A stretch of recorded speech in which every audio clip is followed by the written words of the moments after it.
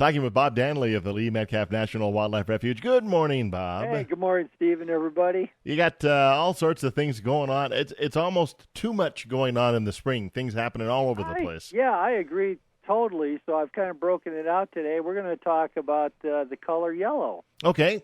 And so, hey, a bird that has just arrived that's themed with yellow is the yellow-headed blackbird. Really easy to recognize. If you don't see it, it's usually in the cattails. It's a wetland creature. And it's got a very interesting call. It's like the whistle on the train engine. Yeah, you cannot. You know when you've heard a yellow-headed blackbird. That's for sure. That is beautiful. I mean, it's a beautiful sound. I mean, obviously, you wouldn't get that in a symphony, and maybe that's why you need to come to the refuge.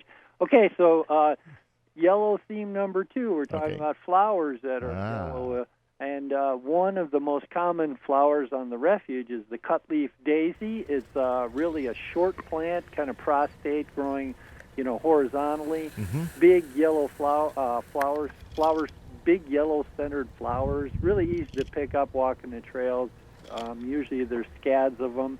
Really a nice display. Very, very stunning. Okay.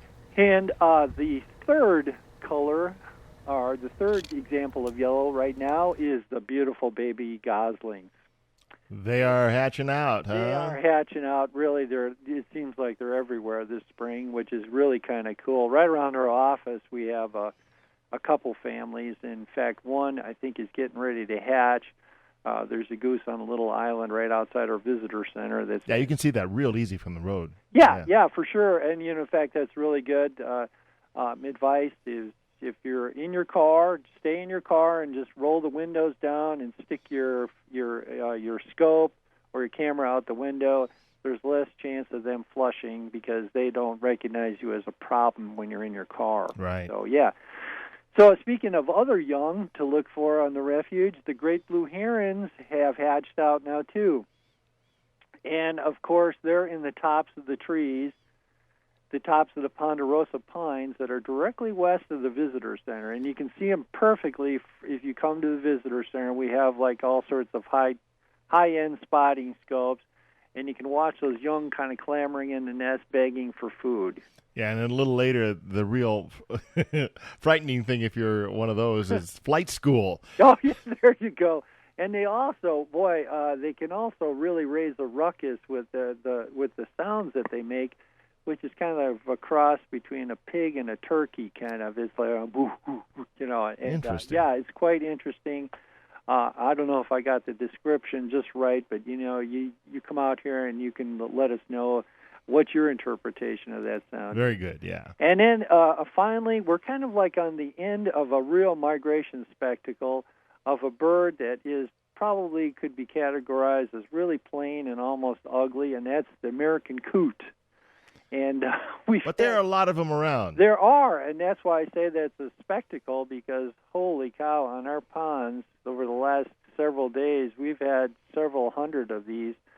And these animals really do perform a valued function in this ecosystem. They're herbivores. There was a study done in Chesapeake Bay where they overwinter, and they ate, get this, 219 tons of vegetation in the bay. That's pretty incredible. So obviously they're doing some good. I guess you could be a little bit kinder and gentler than I was in your description, but they're really easy to identify. They're all black. They have a short, conical white bill, and they're kind of chicken-like. When they swim, their head is kind of bobbing quite a bit, so that's really a clue as to what you're looking at. Now, are they passing through or what? Yeah, they're passing through for the most part, yeah. So when they leave, then that all will be left in the valley will be the old coots like you and me. Yeah, that's right. That's okay. Pretty much. You nailed it. Yep. Well, thanks, Bob. Everybody have a great day, okay?